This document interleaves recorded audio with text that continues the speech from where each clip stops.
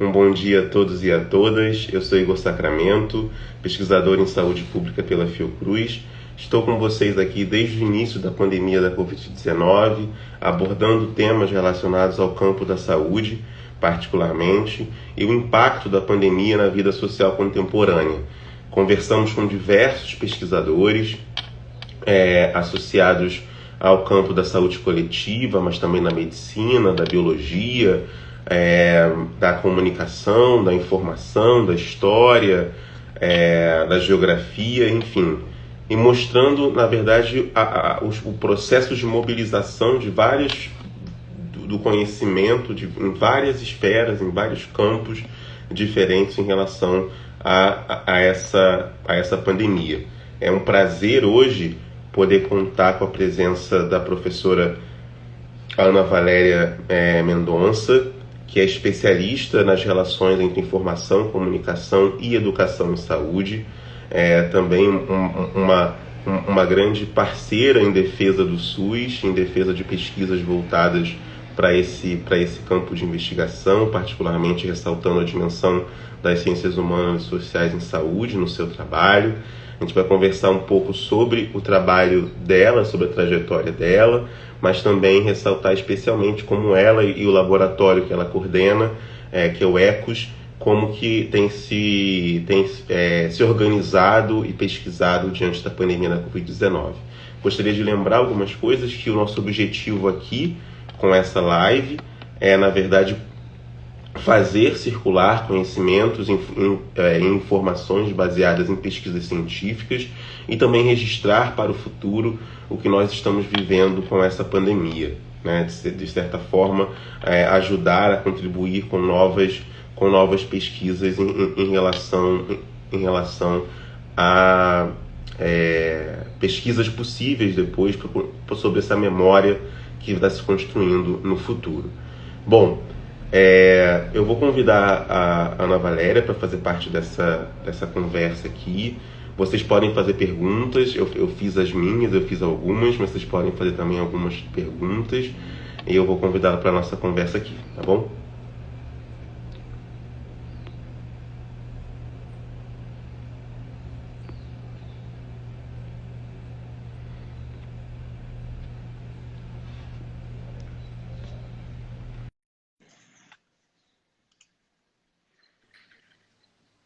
Olá, Olá, bom dia, professor Igor. Que bom satisfação! dia, querida, tudo bem? Satisfação é minha, nossa, aqui do Centro de Memória da Eletricidade e também da Fiocruz, poder ouvi-la, conversar com você. É, é tão bom quando a gente consegue se encontrar em congressos e conseguia, né? Se É, encontrar em congressos, em eventos. Agora, infelizmente, por conta dessa pandemia, a gente não tem conseguido. Na verdade, a primeira pergunta que eu gostaria de te fazer era um pouco mais biográfica, querendo saber da sua trajetória de pesquisa, seus interesses profissionais e áreas de interesse de investigação, e como que a saúde, a saúde pública foram se tornando um objeto importante para a sua trajetória, para o seu trabalho. Você que é formado em comunicação e também, né, com mestrado em comunicação, doutorado em ciência da informação, como é que dentro de todas essas relações aí já entre comunicação e informação, como é que a saúde coletiva e a saúde pública entraram na sua rede de interesses?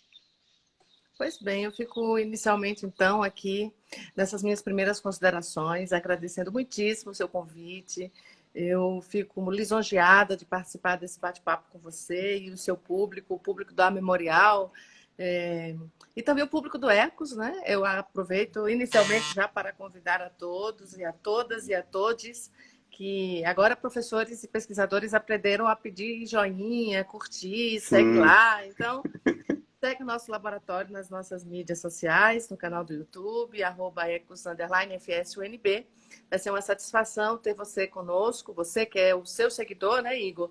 As pessoas que já trabalham com você nas mídias, que seguem esse Instagram e outros, que, por favor, participem também, porque lá vocês vão contribuir muito com o nosso trabalho. e ajudar a socializar cada vez mais a ciência, né? Popularizar a ciência. Bem, eu, como você disse, né? De fato, eu costumo dizer que eu sou uma comunicadora social promotora de saúde. Isso há quase 30 anos é que eu venho trabalhando no tema da saúde, mas não necessariamente. Antes, lá atrás, não era só na saúde. Era nos temas que envolvessem a cidadania, a participação social, a ciência cidadã, um espírito e uma trajetória ética de conscientização da cidadania. E a saúde veio ainda lá em Aracaju. Eu gosto muito de dizer que eu sou sergipana, cidadã do mundo, candanga por escolha e futura paraibana quando eu disser vou descansar. Mas o descanso, né, Igor, é relativo. É. Bem, então, essa trajetória, eu fiz uma construção acadêmica, na verdade, né? A comunicação social é muito mais do que ser jornalista, ser publicitário, ser relações públicas. A comunicação social é ética, é humana, é cidadã, envolve um conjunto de processos, de planos, de planejamentos e de tentativas de soluções para que venham cada vez mais apoiar e fazer com que a sociedade faça uso dessa informação de qualidade. Essa foi sempre a minha compreensão, de quando eu morava e trabalhava e vivia em Aracaju, depois quando veio o Rio de Janeiro. Eu gosto muito de dizer que você tem uma formação de uma escola que me é muito cara, muito querida, que é a ECO, né? Eu sou filha da ECO, da Escola de Comunicação da UFRJ. Lá eu fiz meu mestrado em Comunicação e Cultura e penso que foi o grande upgrade de reflexão da sociedade. E foi lá, Igor, que necessariamente eu comecei a me distanciar do jornalismo prático, teórico das redações, né? Quando eu falo prático teórico, porque você aplica os conhecimentos da formação jornalista, mas também adquire processos de método de trabalho, de busca da notícia, e penso que isso foi muito bom. Minha experiência nas redações, tanto impressas como televisivas, fizeram uma base consistente, eu diria, muito sólida, um alicerce seguro para entrar na academia, isso há mais de 30 anos, né? Tira-se pelos meus cabelos grisalhos, essa capacidade de fazer uso da teoria com uma prática efetiva. Eu aplico muito nos nossos trabalhos, dentro do Laboratório ECOS, de Educação, Informação e Comunicação em Saúde, como você mesmo apresentou, a tentativa de mostrar para os estudantes, desde a graduação até o pós-doutoramento, como aquele princípio de uma educação, informação e comunicação promotoras de saúde podem ser úteis e podem ser efetivos. Não basta trabalharmos com teoria. Eu costumo dizer em sala, costumava, né, Igor, no presencial, agora eu digo no remoto, que não bastam os compêndios. Nós temos livros. Se o problema é livro, né? A saúde trabalha aqueles livros, o direito, né? Sim. Nós temos livros do tamanho de um livro de anatomia, do tamanho de um livro de bioestatística. Mas se eles não tiverem utilidade na sua vida comum, na sua vida cotidiana, as pessoas não vão perceber como elas são comunicadoras natas, como elas são promotoras de saúde natas. É esse exercício que nós temos feito. E o encontro da ciência da informação, já que você falou. Eu pensei, por que não continuar com essa escola maravilhosa, com o Muniz Sodré, nossa, muita gente. Eu falo do Muniz, que é uma grande referência nacional e internacional da área do campo teórico da comunicação, mas o Emanuel Carneiro Leão foi um divisor de águas filosófico, teórico na minha vida, dentro da ECO. Não que os outros não tenham feito também suas intercorrências. Inclusive, eu gosto muito de falar dele, o Mohamed, o Morra, como a gente chama, foi meu orientador, Sim, meu sim, companheiro. Com ele, eu abri os olhos para um mundo invisível dos exato, migrantes, dos exato. expatriados. E são pessoas muito queridas, Raquel, e aí vai. Mas eu percebi que eu tinha que fazer o tripé, já que eu queria fincar a saúde pública na minha vida de forma coerente. Eu já tinha saúde, já tinha comunicação, a cultura que é imanente desse processo. Eu fui buscar informação na Faculdade de Ciência da Informação, da UNB, e no meu doutorado aí eu fiz uma ponte com a alfabetização informacional, as competências informacionais, com o grupo da professora Aurora Cuevas, na Espanha, na Escola Complutense de Madrid, na Universidade Complutense de Madrid. E depois veio, bom, agora eu quero ser uma promotora de saúde legítima. Como é que eu faço?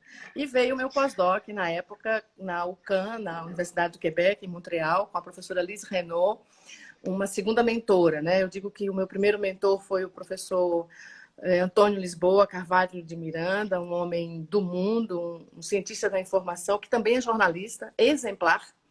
E com a Liz Renaud, uma socióloga da comunicação e da promoção da saúde lá no Canadá. O berço da promoção da saúde. Foi assim que eu construí essa trajetória, e tudo isso que eu te conto, Igor, e também para os nossos ouvintes agora, foi o que nós tentamos construir na trajetória da criação da cadeira de comunicação em saúde e do Laboratório Ecos na Universidade de Brasília, no Departamento de Saúde Coletiva, que este ano completam 12 anos de vida, ininterruptos de trabalhos com grandes parceiros, assim como você. Não sei se eu Obrigado. alcancei a sua Não, resposta, alcançou, mas alcançou. E eu tentei queria. ser breve. Não, mas foi ótimo. Eu queria justamente fazer mais uma pergunta sobre os 12 anos do laboratório. Queria que você contasse um pouco da história do próprio laboratório, da iniciativa, como foi a aceitação, tanto dos professores e colegas, mas também dos alunos, porque essa disciplina, né, ou disciplinas associadas à informação, comunicação, educação, no campo da saúde coletiva e no campo da saúde de maneira geral, se a gente pensar na medicina ou até mesmo na biologia, na biomedicina, ainda são vistas com certo algum preconceito ou não é necessário, etc e tal. De alguma maneira, eu acho que acredito que a pandemia da Covid-19 colocou, arrombou a porta, né? Nem pulou a janela, arrombou a porta, dizendo: olha, a informação e a comunicação e a educação são fundamentais para a construção de uma ciência cidadã e para prevenir que as pessoas, porque, né, a gente pensa numa infodemia, por exemplo, que a gente vive na Covid-19, não só a pandemia gravíssima, mas também uma infodemia que faz com que as pessoas não se cuidem, em muitos casos, porque eu tenho um medicamento tal que não é eficaz, mas tem um medicamento tal, mas a máscara não funciona, mas fulano de, quer dizer, então tem um processo de desinformação muito forte e hoje se colocou a necessidade de comunicar a ciência para além dos muros da universidade, para além dos muros dos laboratórios, para além isso que nós e você já falávamos há décadas, né? Isso se impôs como uma necessidade urgente. Queria que você falasse, então, dessa história do laboratório nesses 12 anos e como se encontra nesse momento de crise sanitária global e que no Brasil tem marcas ainda mais cruéis e perversas e intensas. Eu fico muito feliz com sua pergunta, porque são poucos os espaços que nós temos para construir essas narrativas memoriais. E por que memoriais? Porque nós não podemos apagar a trajetória histórica de um laboratório como esse, assim como os seus espaços também de visibilidade da sua jornada, né, Igor? Eu penso que essa pergunta é dupla, né? Vale para mim e vale para você.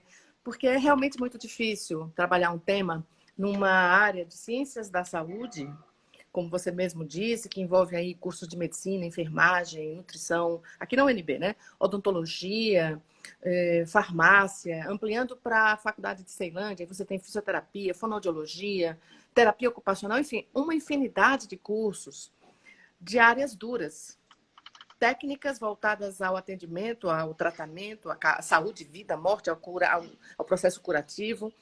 E o que nós fazemos? Nós também fazemos essas coisas, diferenciadas, óbvio, humanizadas num processo social, eu diria assim, até antropológico. Uhum, Mas uhum. vejamos, o laboratório começou junto com a pretensão da criação do curso de saúde coletiva no Departamento de Saúde Coletiva da UNB.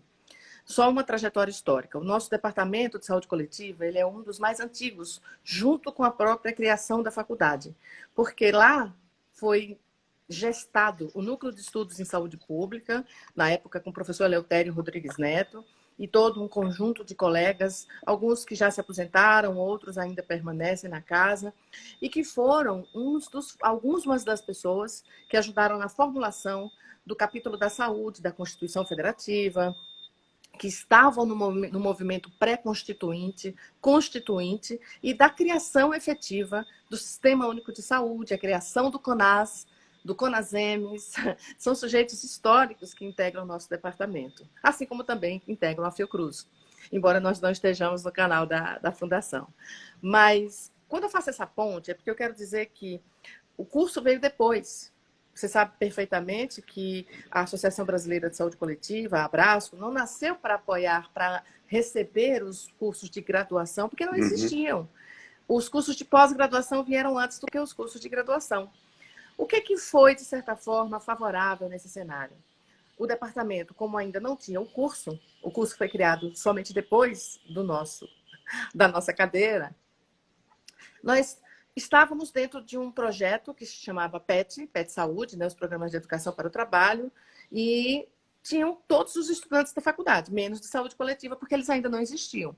E aí eu sugeri no conselho, eu disse, pessoal, por que a gente não pode oferecer a essa turma uma disciplina experimental de comunicação em saúde, mediada por tecnologias, por ambientes promotores, dentro do território de atuação do serviço, planejando, ou seja, as 3 áreas estavam contempladas dentro de uma disciplina só. E aí toparam. E por que toparam? Porque nós começamos a criar um diálogo entre o profissional de saúde e o paciente, o usuário, os técnicos, os outros profissionais, e fazendo com que eles vissem que eles eram comunicadores, eles eram promotores, mas eles pecavam pela síndrome do jaleco e do estetoscópio. E aí, nós começamos a desconstruir a comunicação como sendo algo meramente dedicado à assessoria de comunicação, release para a imprensa, atendimento, entrevistas. Não, gente. Eu não estou fazendo jornalismo aqui, eu não estou fazendo comunicação para encher um copo d'água. Eu quero refletir junto com vocês um processo de comunicação que já existe, que vocês desenvolvem, mas que vocês não observam os resultados disso. E foi aí, Igor, que a disciplina teve no começo só estudante de medicina e de enfermagem. E eu diria que foi uma revolução. Uma revolução. A ponto de quando, no mesmo ano, eles pediram, professora, vai ter um programa de iniciação científica, um PIBIC. Abra vagas para a gente trabalhar com a senhora fora do PET. Aí eu, tá bom, ok, vamos. E aí eu disse, eu não quero só um PIBIC. Eu vou dar entrada num laboratório dentro da universidade, junto com ele um grupo no CNPq, e se eles aprovarem, show. Aí eu entro no PIBIC. Do contrário, eu não entro. Quando eu fiz o pedido, Igor, como não tinha outra área além dessa nossa, foi aceito imediatamente, passou por todos os conselhos, e nós criamos o nosso grupo de pesquisa do CNPq, que tem a mesma idade, vai fazer 12 anos, o laboratório, que na época não era ECOS, era LICOSC, Laboratório de Informação, Comunicação e Saúde Coletiva, e meus primeiros bolsistas foram um estudante de medicina, Rony Vargas Barata, amo falar o nome dessa criatura, porque ele não é qualquer médico, ele é o médico de família e comunidade, um comunicador em saúde, e uma enfermeira, a Lilian. Lilian, ela é a Liloca, né? A gente chama de Liloca, uma enfermeira casada com um enfermeiro, do mesmo modo, sensíveis, e que construíram juntos comigo a criação do laboratório Likoski. Passados os tempos, nós tivemos muitos alunos da medicina, da enfermagem, nutrição, e não tinha ainda saúde coletiva. E nós continuamos seguindo carreira nessa proposta de fazer chegar aos colegas que nós não éramos para fazer divulgação, nós não estávamos ali para ajudar a fazer com que alguém soubesse do que estava acontecendo. Não, quer chamar a gente para trabalhar e pensar junto na pesquisa desde a origem? Estamos juntos. Se não for assim, não faz sentido. Nós temos muitas coisas a fazer aqui dentro. E veio o nosso primeiro encontro de comunicação em saúde. Simples, modesto, tentando sensibilizar a comunidade. Na ocasião, nós já tivemos 50 pessoas, no segundo era 100, no terceiro 150, e hoje já tem o 10º encontro internacional de comunicação em saúde dentro do ECOS, que na virada dos seus 10 anos, nós transformamos o Likoski dentro de um modelo de ampliação e de reformulação dos laboratórios dentro da UNB, nós fomos recadastrados e quando nos recadastraram, nós ganhamos outro peso, outra dimensão de ensino, pesquisa, extensão e prestação de serviços à comunidade, à gestão do SUS, com possibilidade de parcerias nacionais e internacionais, como já as temos. E nesse interim, eu diria que na trajetória, na comemoração dos 10 anos, nós fechamos o marco do ECOS com os 10 anos do Agir Comunicativo em Saúde. E sempre com parcerias estratégicas essenciais, haja vista modelos de uso teórico-metodológico, ampliação dos nossos projetos de pesquisa, os financiamentos nacionais e de várias agências de fomento, mas também do Ministério da Saúde, do Ministério da Educação, e com pessoas, com parcerias bonitas como essa com você, com a Mariela, que eu quero destacar aqui, que é da Fiocruz Brasília, o Wagner Manso. Ambos foram meus doutorandos. A Mariela foi minha pós-doutoranda. E eu falo meu e minha com muita satisfação, sabe? Sim, Porque sim. estiveram ali conosco, na cozinha do laboratório, discutindo, pensando e fazendo coisa boa juntos. Nós já tivemos várias produções científicas, livros, capítulos, artigos, várias teses, doutorados, enfim, o que é de comum de um laboratório de pesquisa dentro de uma universidade como a de Brasília. E, para fechar, Igor, eu penso que quanto mais nós tivermos capacidade de transformarmos os resultados da comunicação baseada em evidência para o uso da saúde da população, agora destacando, nós temos feito um esforço hercúleo de cada vez mais fazermos gestão da informação e tradução do conhecimento. Isso, E, de fato, isso. o boom da pandemia, para o bem ou para o mal, fez com que a avalanche de desinformação chegasse cada vez mais na vida das pessoas. Que a comunicação de risco necessária para chegar na população viu, olha, eles estão fazendo isso, mas como é que eles estão dizendo que estão fazendo isso ou aquilo? Porque nós estamos aqui fazendo planos de comunicação de risco, lives, aulas públicas, movimentos de popularização e de que cada vez mais as pessoas alcancem a linguagem que elas precisam para entender o que nós fazemos. Precisamos cada vez mais, Igor, traduzir nossa língua para que as pessoas entendam e valorizem o trabalho dos professores e pesquisadores das instituições de ensino e pesquisa superior e federal no país. Na escola também. Exatamente. Você falou uma questão que é muito importante e muito cara também a muitas pessoas que trabalham no campo da saúde, particularmente que tem alguma ligação com comunicação, é a capacidade, primeiro o fato de nós falarmos muitas línguas na mesma língua, né? Então, se eu sou jornalista, eu tenho todo um conjunto aí de falares e dizeres e palavras específicas. Se eu sou da saúde também, se eu sou da biologia também.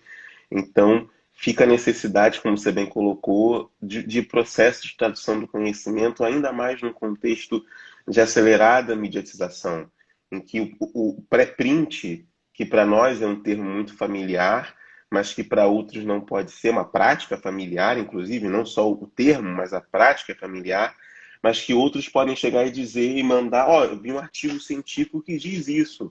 Olha, mas não é um artigo ainda, é um manuscrito. Mas qual a diferença? Enfim, então tem uma dimensão do que para nós a gente fica muito falando entre nós e às vezes não consegue dimensionar isso.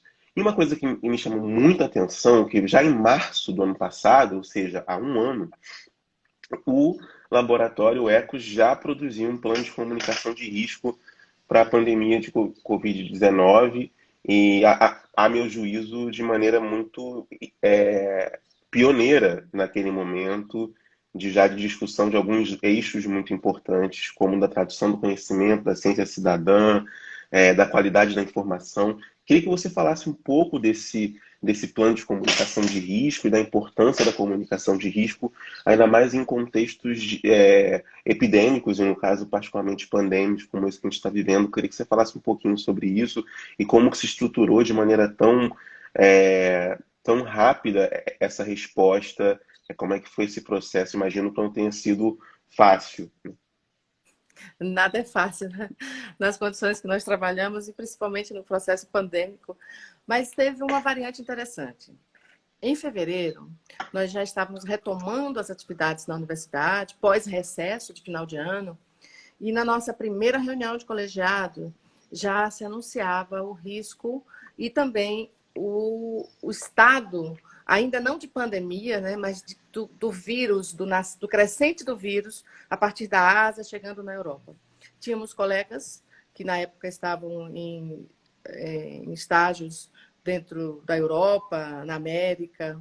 Temos um colega dedicado à epidemiologia e a toda essa questão da vigilância, e que já vinha antenado dentro da nossa sala de situação, pensando, olha, gente, está acontecendo isso, não sei o que é que vai refletir aqui, mas eu estou sugerindo que criemos um comitê. Eu já estou fazendo parte de algumas discussões no âmbito da gestão superior. E, Valéria, você não topa, não, que a gente já comece a discutir isso aqui dentro da saúde coletiva? Eu falei, olha, eu penso que isso é pertinente, tenho muito interesse, até porque, se isso acontecer como você está prevendo, nós temos que fazer algo imediatamente. Sim. Mas eram só conversas ainda.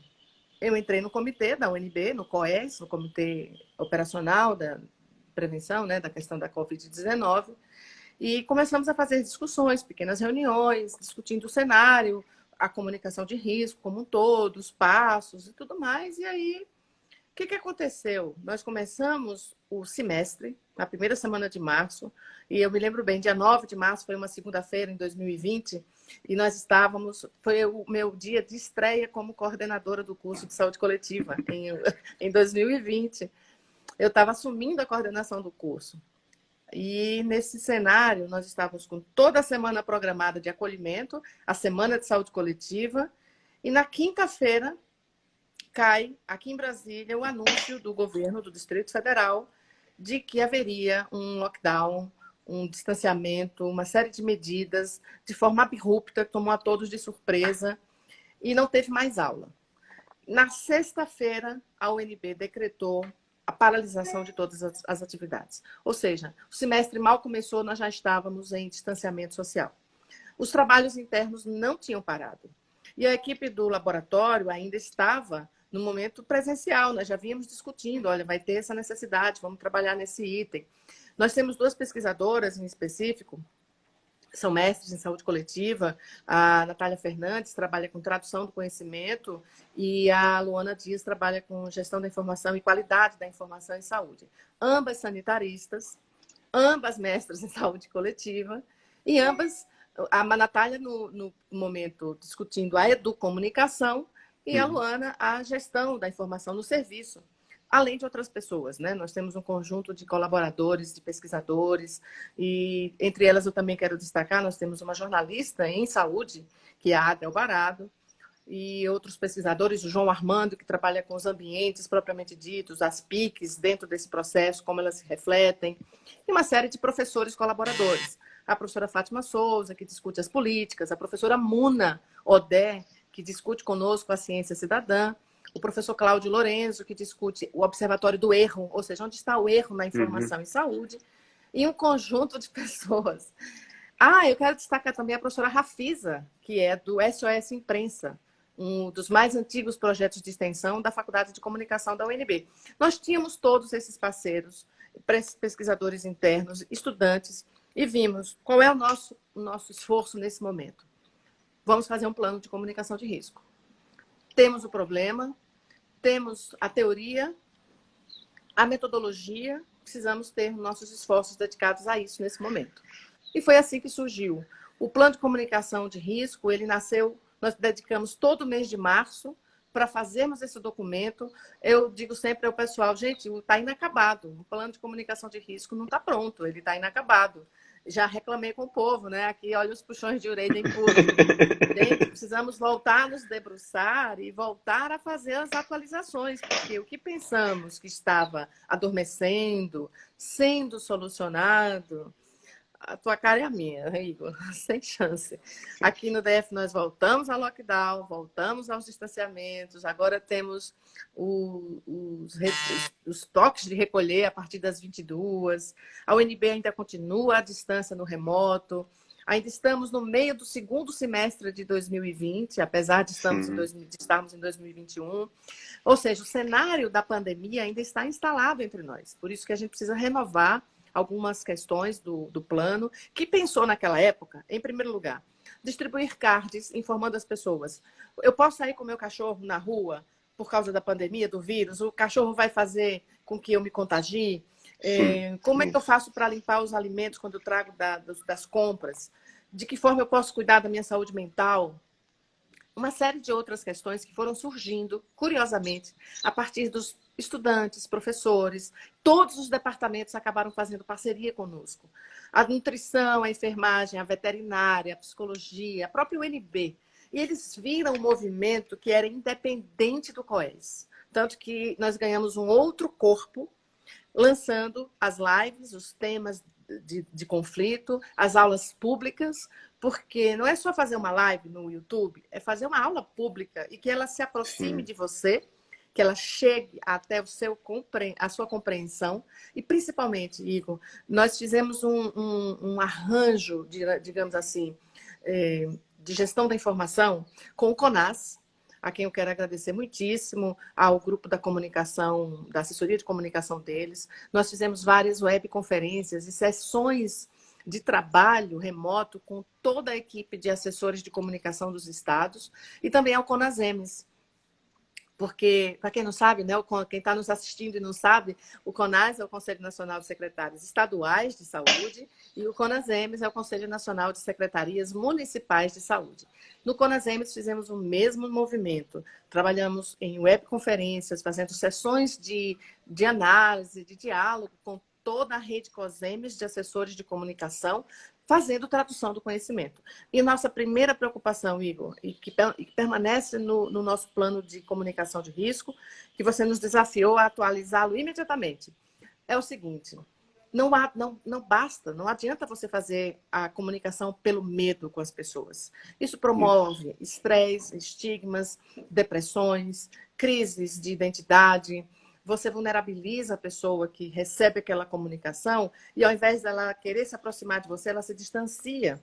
Porque a comunicação do medo não cabe numa associação sofrida, numa sociedade sofrida como a nossa, que vem sofrendo pela desinformação, pela má qualidade da informação, pela insegurança da informação e pela incompreensão do que é comunicado. Eu penso que isso é o pior de todos os cenários. É isso. Temos feito esses esforços, convidado pessoas e também participado de situações assim maravilhosas, inclusivas, como a que você está nos proporcionando agora. Eu queria falar de mais uma dessas experiências muito bacanas, que foi o livro que você organizou, ele em parceria, apoiado pelo CONAS, se não me falha a memória, que é o Diálogos Continentais sobre Comunicação e Saúde em Tempos de Pandemia, que é um livro muito importante para quem, não só para quem pesquisa comunicação e saúde, mas também para quem pesquisa no campo da saúde coletiva ou para quem se interessa por comunicação. Eu observo muitos meus colegas da comunicação se preocupando com as questões da saúde, e aí às vezes eu fico assim, não falo, mas fico na minha cabeça, agora é importante, porque quando eu falava não era tanto. Mas tem uma dimensão do lugar que a saúde tem, que é mais que um tema, que às vezes aparecia em dissertação, em monografias, em teses, a cobertura sabe, da epidemia tal no jornal. A comunicação é mais do que isso também. Você pode oferecer como campo do conhecimento mais do que a análise da cobertura jornalística, mas também dos processos e da gestão, dos processos de fluxo de comunicação e da própria gestão em saúde é muito importante. E ficou muito evidente para mim com a leitura desse livro, e digo a todos que está disponível na internet, totalmente em PDF ou em formato e-book, para quem preferir. É só colocar o título Diálogos Continentais sobre Comunicação em Saúde em Tempos de Pandemia, que já vai aparecer. Queria que você falasse um pouco da experiência de organização desse livro, aí juntando continentes tão diferentes, experiências tão diferentes, e como é que... Queria que você falasse um pouco dessas múltiplas experiências, não só da experiência da organização, mas também do que você observou em relação a essas múltiplas experiências no mundo, especialmente nesses dois continentes. Perfeito. Eu fico feliz de você lembrar dessa publicação, é bem recente. Foi um desafio que nos foi lançado pelo professor Fernando Cupertino, que é da Federal de Goiás, mas também atua no CONAS, e pela professora Zumira Hartz, que muitos conhecem, né, pela sua trajetória, e o Fernando e a Zumira disseram que era importante, naquele momento, dedicar um dos volumes da série, que é a chamada série Leias, que é uma parceria do CONAS com o Instituto de Higiene e Saúde da Universidade Nova de Lisboa, em Portugal. E, nesse sentido, o que aconteceu? Eu pensei, eu assumo ou não? Porque todos, na verdade, naquele momento, isso foi no ano passado, nós começamos os trabalhos em julho. Foi quando primeiro eu recebi o convite em junho, eu disse, óbvio que eu vou trabalhar com vocês, vai ser uma satisfação, mas me deu uma semana para eu pensar no projeto editorial, que eu recebi total liberdade para fazer aquela proposta do livro que eu organizei com eles, né? E aí, o que acontece? Em julho, eu fiquei pensando, todos estamos, cada um nas suas residências, tentando sobreviver. Como é que eu vou pedir para os colegas para escrever um documento assim, nesse momento? Aí eu também me provoquei. Mas esse é um momento que eu gostaria de receber um convite desses, onde eu estivesse, para poder fazer com que outros lugares, outras línguas, conhecessem as minhas dificuldades e os meus olhares críticos em torno do problema da pandemia. Eu fiz um mapa. Eu penso que quando a gente começa a organizar um livro, né, Igor, você também tem essa longa experiência nesse trabalho, não só de organizar, mas também de editar. Eu fiz um mapa na minha mente de temas possíveis, pessoas em lugares estratégicos que pudessem contribuir com aquela iniciativa.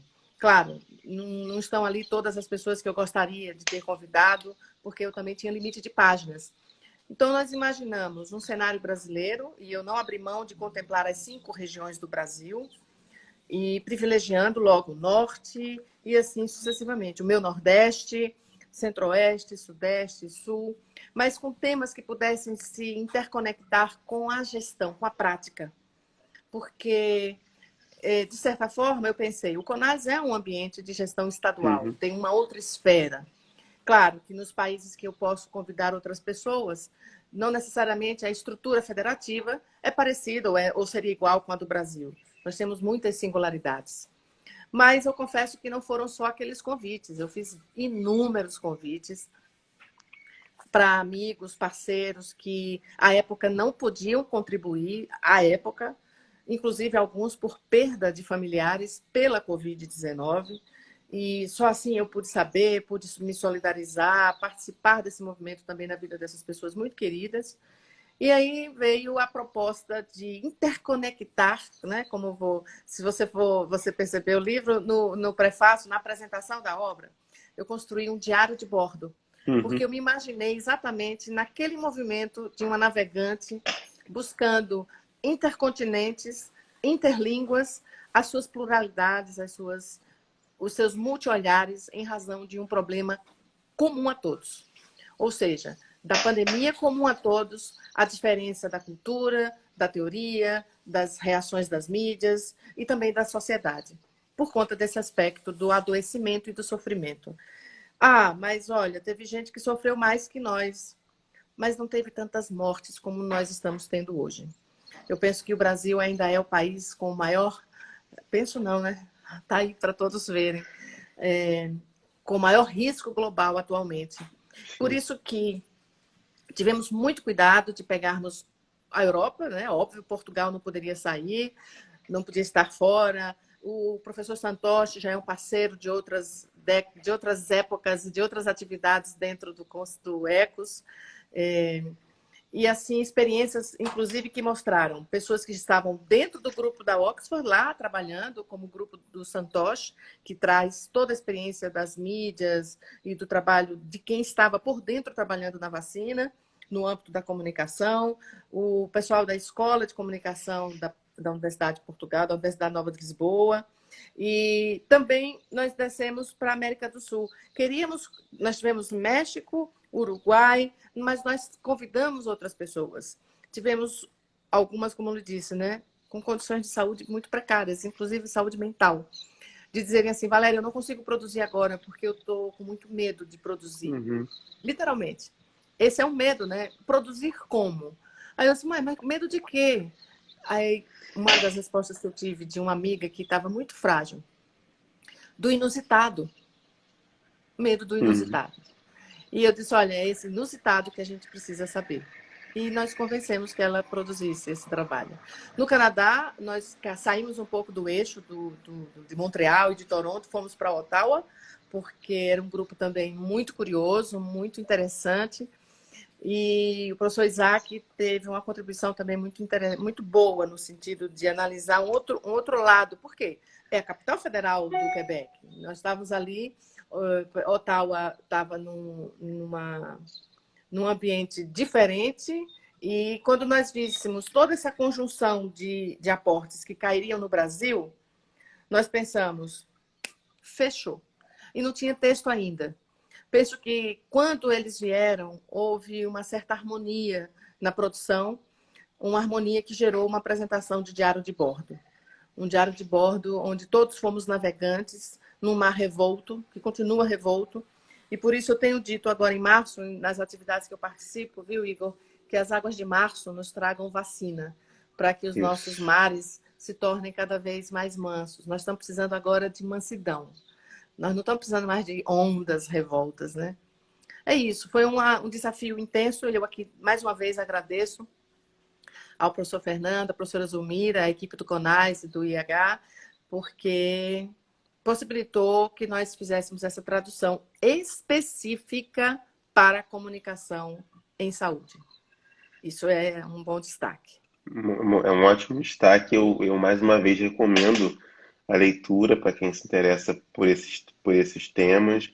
E eu acho que no contexto atual é uma leitura necessária para todos nós que estamos aprendendo com isso.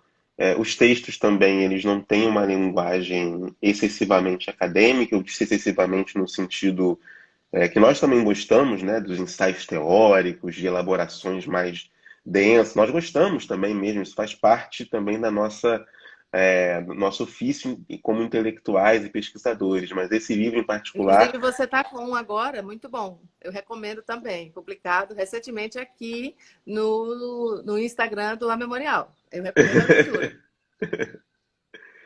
que é uma tentativa de comunicar a ciência, né, de maneira mais que possa mobilizar um número maior de pessoas e de leitores do que a gente teria com um texto mais encerrado em nós mesmos, que eu digo entre nós, os pares, nossos alunos, etc. Então, é um livro que tem relatos de experiência em relação à pandemia, de gestão, e é muito, muito interessante. Eu gostaria de fazer mais uma pergunta em relação a um outro texto seu sobre a pandemia, sobre o enfrentamento da pandemia, em que você fala do papel da comunicação no enfrentamento da pandemia e você fala de alguns erros e acertos, né? Desse papel da comunicação e etc. Eu queria que você falasse um pouco, talvez, pensando nos erros e acertos que você identificou e que você falasse também se você puder, falar também um pouco dos desafios que ainda se colocam agora, né? Um desafio, como você bem disse, vou dar o exemplo do Rio de Janeiro, mas eu acho que deve ser exemplo de outros municípios.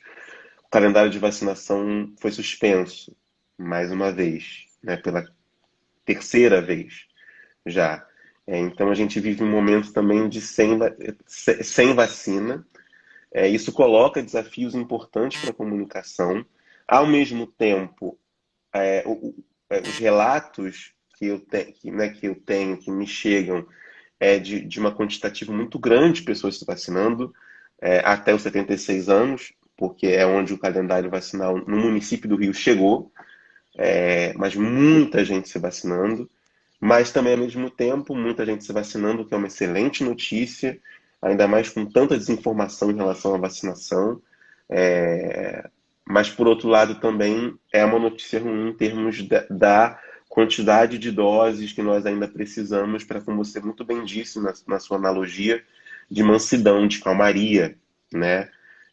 Já passamos por mares muito revoltos, tormentas, a gente precisa agora de mansidão, calmaria para a saúde física e mental de todos nós, enfim. Queria que você falasse um pouquinho disso, dos desafios do ponto de vista dos erros e acertos mais comuns que você observa, e dos desafios que ainda a comunicação e a informação têm no contexto dessa pandemia. Muito obrigada pelo destaque de mais uma contribuição no período de pandemia. Eu penso, Igor, que nós nunca escrevemos tanto em tão pouco tempo quanto esse período, aparentemente em casa, mas um em casa de muito, muito trabalho. Sim. E esse foi mais um convite, aí já foi com a Organização Pan-Americana de Saúde, e este livro não é um livro apenas, né? Já aproveitando a deixa, é uma coletânea, são 6 livros, 6 volumes, publicados pelo CONAS e pela OPAS, que se chama Covid-19, e nós estamos no livro 3, no volume 3, quando uma série de outras pessoas da academia e do serviço conversam e apresentam alguns textos. O nosso envolveu a questão da comunicação promotora de saúde, dos riscos, dos erros e dos acertos, né? Como você mesmo disse, mas eu vou pôr na cota dos desafios os erros que ainda persistem. Porque se estão como erros, e erros eu chamo assim também de forma muito aberta à crítica, óbvio que esse é o nosso papel, né? Eu chamo a atenção de que, em específico, o gestor de saúde, porque inicialmente, se é um livro produzido por secretários junto com organismos internacionais, eles visam cada vez mais o espaço da gestão pública da saúde. E nós pensamos na reflexão do que foi acontecendo ao longo do ano, e já no final do ano, quando nós entregamos a contribuição do capítulo, nós tivemos tempo suficiente para observarmos um Brasil, as conversas com os gestores, as conversas com os assessores de comunicação dos estados e municípios, tanto da Rede CONAS como da Rede CONASEMES, como já disse anteriormente. E foi a partir desses diálogos que surgiram notas de como estavam ocorrendo esses erros e acertos refletidos pela ação dos comunicadores, que são necessariamente, todos nós sabemos, os porta-vozes, oficiais ou não, dos gestores do Sistema Único de Saúde, né? Em particular aqui no Brasil. E nós já tínhamos também algumas recepções dos trabalhos dos colegas dos países que estavam no outro livro, que estávamos organizando. Foi um trabalho concomitante, o que foi bom, porque nós vimos que acertar na condução de um plano de comunicação de risco, acertar na contratação, eu não vou nem chamar contratação, mas na absorção de um profissional de comunicação para trabalhar junto nessa frente de contato com a sociedade, de mediação entre gestor, mas também com a própria imprensa. Tudo isso já são acertos que nós vimos, poxa, tem que ser destacado. Mas a comunicação do medo não pode ser destacada. É uma falácia. Ela não resolve, ela não é resolutiva. Primeiro que foge da comunicação promotora da paz e não violência. É um princípio clássico para mim. Se na minha fala eu não puder promover a paz, se eu não puder promover a saúde, não faz sentido eu estar aqui conversando com você. E aí nós destacamos quando o gestor, quando não é certo, quando não erra, quando acerta e quando erra. Você precisa valorizar as lideranças comunitárias. E também nesse diálogo com as lideranças da gestão, a liderança da gestão não pode ser a única voz, ela não pode ser univocalizada. Ela tem que colocar em protagonismo o seu profissional de saúde, o seu gestor da ponta. É o profissional de saúde que atua com a comunidade. É ele que tem que conseguir traduzir seu conhecimento para que as pessoas entendam o que eles estão dizendo. Dados falaciosos não podem mais estar contido em ambientes que antes eram de transparência da gestão. E hoje, onde é que você sente segurança de buscar informações sobre a pandemia? Não é necessariamente em órgãos públicos. O CONAS tem o painel CONAS Covid, que é um consórcio com os gestores estaduais. Eu aqui quero dizer que é hoje uma das fontes que nós buscamos como fonte segura. E o painel, que é do consórcio de comunicação. mas você não tem mais a fonte segura. E a desinformação, quanto mais ela for gerada de dentro do espaço público para fora, mais o espaço público, o privado, na verdade, quando eu falo público, dentro da esfera do governo, ela se torna descredibilizada. E a população, por sua vez, ela precisa ter voz. Esse é um grande desafio. Nós precisamos ouvir e falar a língua que o povo entende e fala. Do contrário, nós vamos ficar falando para nós mesmos, como você disse ainda há pouco, em círculos viciosos, nada virtuosos, e vamos cada vez mais dar vida e vazão à desinformação, à falta da consciência sanitária, que é eu diria, o meu maior desafio hoje é gerar cada vez mais condições, cenários favoráveis à consciência sanitária, a uma ciência cidadã. Eu penso que esse desafio fica para além do livro, sabe? Além do capítulo, Igor. E eu fico muito feliz de compartilhar essa angústia com você, porque é uma boa angústia. Se a gente Sim. cada vez mais pudermos traduzir esses conhecimentos e fazer com que as pessoas compreendam de norte a sul essa língua que o povo quer falar, nós vamos inverter a ordem do papel, né? A ordem dos papéis. O professor Néstor Garcia Canclini, que é de uma área nobre da comunicação e cultura, você conhece bem, o professor Néstor, no ano passado, ele assumiu a cátedra, uma cátedra na USP, né? No Instituto de Estudos Avançados da USP. E na sua fala inaugural de entrada na cátedra, ele nos alertou para o seguinte, que precisamos cada vez mais falar a língua das pessoas.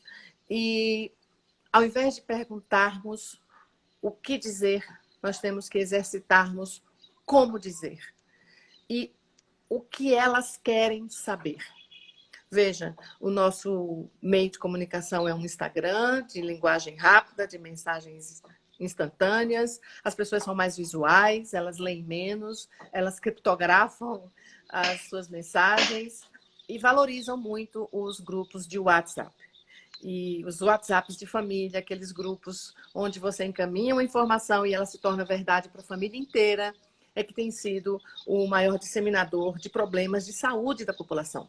O não uso da máscara, o não uso das etiquetas sanitárias, das higienes básicas na volta do supermercado, isso no contexto pandêmico. Fora do contexto pandêmico, independentemente, nós precisamos aprender a falar a língua das pessoas, respeitar o universo cultural das pessoas, bem na lógica freiriana, e aí eu me refiro literalmente ao nosso filósofo da educação, Paulo Freire. Não é só um educador, é um educador, mas é um filósofo da educação e que via nessa postura crítica, nessa postura ética, uma maneira de você valorizar o outro. Se nós não fizermos isso, não faz sentido termos uma comunicação promotora da saúde, da ciência cidadã e que visa cada vez mais esse diálogo interpares, mas também multipares. Eu não quero só falar com quem está na UNB, eu quero falar com quem está aqui na Estrutural, no Sol Nascente, em Manguinhos, lá no Amazonas, com a nossa colega professora Vânia Fernandes, da UFAM, que tem sofrido também vários problemas de diálogo com seus estudantes de origem indígena, de campos e florestas, né? Enfim, essa é a linguagem que a gente tem que fazer. Esse é o grande desafio, aprendermos a dialogar. Exatamente. E uma das coisas que você falou e que tem muito a ver com a sua trajetória, e eu já e com isso eu vou fazendo a minha última consideração para passar as suas palavras, que são algumas temáticas que aparecem muito no seu trabalho, que é a questão do engajamento, a questão do empoderamento e do lugar da comunicação em promover a saúde, que também envolve a promoção da empatia, a promoção da autonomia das populações, a promoção de tipos de comunicação em processos sociais não discriminatórios, mas que permitem vínculos, que permitem o respeito à alteridade, à diferença. Isso acompanha, né, são questões de fundo, me parece, acompanham vários dos seus projetos, essa questão de uma inclusão que ela é para além do digital, do informativo, é uma inclusão social e que respeita as diferenças e a possibilidade de convívio com a diferença e não transformar as diferenças em mesmidade, né? Mas as diferenças como diferenças e na potência das diferenças. Isso me parece que é algo que está no fundo dos seus trabalhos e agora aparece de novo na sua fala, né? De que temos que ouvir o outro, temos que saber como falar com o outro, de que maneira criar estratégias para falar com o outro, e não uma postura muito comum: o outro é burro, o outro não sabe, o outro é ignorante, e quando na verdade nós não pensamos como que eu posso conversar com esse outro, né? E queria que você, assim, essas são minhas considerações finais. Eu queria agradecer muitíssimo a poder compartilhar com você. Eu acho que o objetivo era esse mesmo, falar um pouco desse momento atual, mas também registrar uma rica e farta trajetória de pesquisa em comunicação, informação e saúde, que se confunde com a própria formação do campo no Brasil, que é recente, né, de estudos em comunicação, informação e saúde, estudo, prática e pesquisa, mas queria deixar com você as palavras finais. Bem, eu fico inicialmente muito grata por você ter feito esse movimento para estarmos juntos aqui, você e sua equipe. Eu quero agradecer aí aos contatos e também pedir desculpas pelos desencontros, porque a vida remota do trabalho em casa é muito acelerada. Mas sim, você tem razão nessa análise. Fico feliz que você tenha chegado a essa conclusão. Eu gostaria que você tivesse chegado exatamente a ela. É esse esforço que nós temos feito com toda a equipe. Já passaram por nós no Ecos. Eu hoje, na última sessão de contagem, nós já temos, já posso dizer, 100 mais um, ou seja, um pouco mais de 100 pessoas que já passaram no nosso laboratório, contribuindo com os seus olhares, com as suas diferenças. E foi isso que fez com que nós consolidássemos ainda mais uma teoria que nós construímos, ainda no doutorado, que é do processo de comunicação todos-todos. Eu não posso acabar aqui essa conversa sem falar dele. Nós falamos sempre de todos para todos. Em um momento, nós somos emissores e automaticamente nós nos tornamos receptores. Uhum. Essa convergência na mensagem, dentro dos multicanais que nós vivemos hoje, por isso eu estou construindo com vocês aquele modelo clássico de processo de comunicação. Emissor, mensagem, canal, receptor. O que é que nós temos no final? Feedback, o retorno, a compreensão de todos em relação à mensagem que foi transmitida, que foi enunciada.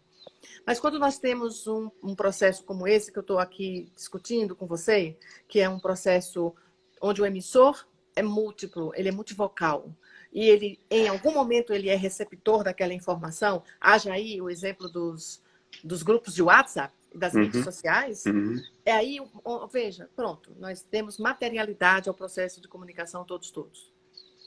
Essa informação vai chegar certamente, novamente a você, a mim e a outras pessoas, e nós nos confundiremos nos papéis. O que nós não podemos nos confundir é nos objetivos, nas viabilidades que essa mensagem pode alcançar na resolução de problemas. E que problemas são esses? Hoje é a pandemia, é a consciência sanitária que nós almejamos. Amanhã pode ser novamente os problemas ligados às arboviroses, dengue, zika e chikungunya. Pode ser uma gripe, pode ser a fome, pode ser a miséria, pode ser a pobreza da falta de linguagem para falar a linguagem do povo. Porque quando você não se esforça para fazer essa comunicação ser eficaz, ser de fato cidadã, ela não existe. Uhum. Por isso, eu vou fechar com um exemplo que eu dou em sala de aula. Ainda hoje, no remoto. Um profissional de saúde, um profissional de comunicação não pode simplesmente dizer, no seu contato com as pessoas, dizer assim, entendeu, né? Não. Ele tem que perguntar, o que você entendeu? Posso te ajudar? Tem mais alguma dúvida? Compreendeu? Ok. Isso vai fazer diferença na vida das pessoas. Elas vão aprender, elas vão trazer para si a necessidade daquela postura, daquela atitude, daquela habilidade que nós temos o dever de ajudá-la a desenvolver, a crescer, a aprimorar dentro dela, para que isso extrapole a casa, a rua, o bairro, a comunidade e façamos a trilogia que a nossa colega professora Fátima bem diz, indivíduo, família e comunidade. Uhum. Nós temos que fazer esse caminho, essa trajetória. E chegando na comunidade, Igor, o céu é o limite. Chegando nas mídias sociais, meu querido, o céu é o limite. Eu aqui quero também agradecer o convite mais uma vez, agradecer as pessoas que estiveram conosco durante esse bate-papo e trazer para você uma última descrição. Você que está conosco até agora, por favor, olha lá, a professora virando mídia social, né? Acompanhe nosso laboratório no @ecos_FSUNB. Acompanhe nosso trabalho, visite nosso site ecos.unb.br, conheça o trabalho que não é da professora Valéria, é de uma equipe de pessoas anônimas, mas também titulares de um conhecimento que extrapola o meu. O meu é apenas o trabalho de conduzir, como diz os meninos, né? De orquestrar músicos e músicas certamente que farão diferença no país. São pessoas com princípio de comunicação, promotora de saúde e de educomunicação, com qualidade e com tradução do conhecimento cada vez mais necessária para chegarmos em todo lugar, em todos os espaços infinitos da web. Eu sou uma mulher branca, de óculos, tenho cabelos grisalhos, estou na minha casa, ao fundo eu tenho uma parede com um cenário de pedras e estou sentada numa cadeira conversando com o professor Igor. Essa eu finalizo com a minha audiodescrição para que seus acompanhantes saibam exatamente com quem eles estavam conversando até agora. Minha gratidão, bom final de semana, obrigada a você, um beijo imenso. Quero te Querida, encontrar em breve, te também, dar um abraço que você me deve. também, também. Nos devemos uns abraços, muita saudade dos encontros presenciais. Queria agradecer enormemente você ter participado dessa live. Foi realmente muito bom, muito tocante, emocionante. Isso é muito bom conhecer mais o seu trabalho, que eu já conhecia, mas também dizer para todos e para todas e todos que estão aqui que eu vou, logo que encerrar, já estará disponível essa live no canal do IGTV, da Memória da Eletricidade, e mais para o final da tarde já vai estar disponível no canal do YouTube também, na Memória da Eletricidade. É muito importante que a gente possa ser comunicador da ciência e difusor de boas informações baseadas em evidências, em pesquisas, numa trajetória tão importante e brilhante como da Valéria e do seu grupo, do seu laboratório, que é o ECOS. Muito obrigado e vamos ajudar o ECOS a fazer mais ecos da comunicação e da informação e saúde. Um abraço para todos, bom final de semana. Beijo, querida.